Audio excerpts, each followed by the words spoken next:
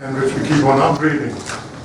The idea of vulnerability as a criterion in the World Bank is one of the ideas that came from the Commonwealth.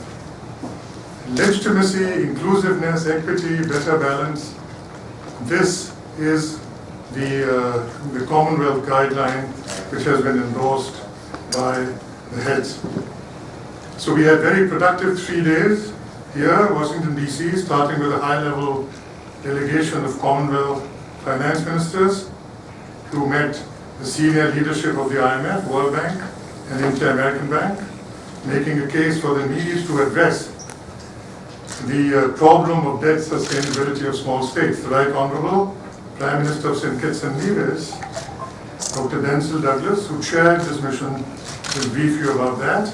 And yesterday, we had an excellent meeting of Commonwealth finance ministers discussing the post-2015 development framework, global economic governance, among other issues. And to tell you about that is the Honorable Dr. Ngozi Okonjo-Iweala, the finance minister of Nigeria, who chaired the meeting, and she will give you an overview of the outcome. So I now hand over to the Prime Minister, thereafter to the Chair, Honorable Minister, and then if there's, I don't know how much time there is for questions, but it's Prime Minister. Thank you, Mr. Secretary General. Members of the press, and thank you for this opportunity to share with you the outcome of the high-level advocacy mission of the Commonwealth in having discussions with the heads of the IFIs and the executive directors of the World Bank and the IMF. As the Secretary General told you, the question of high debt,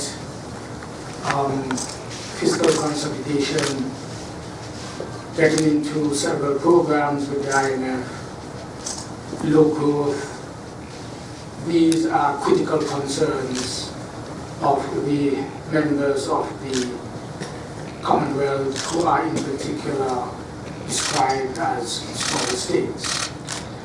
And we wanted to generate some new ideas, some new thinking, which we believed could be brought to the attention of the IFI's head as a way forward.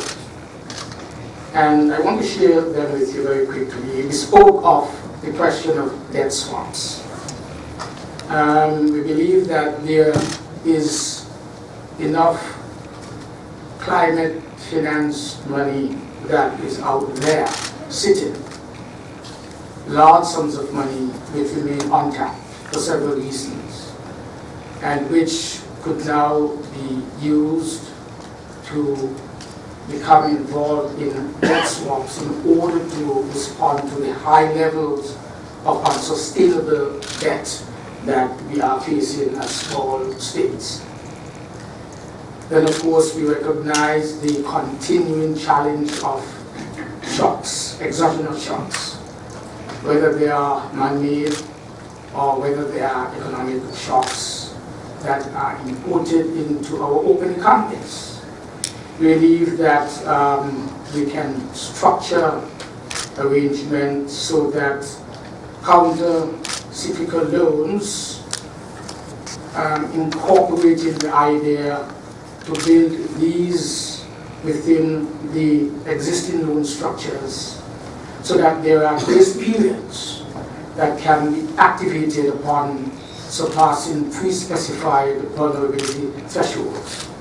And what this simply means really is that it is a mechanism that would allow for the suspension of debt service during periods of large shocks and thus avoid the small states from incurring unnecessary high adjustment costs. And we are putting this against the background that there will always be shocks because of the nature of the economies of small states. Thirdly, we wanted to look at the vulnerability criterion and to suggest that this could be included in the eligibility criteria for concessional resources. You're aware that small states, most of them are high or middle income, have been locked out from concessional financing.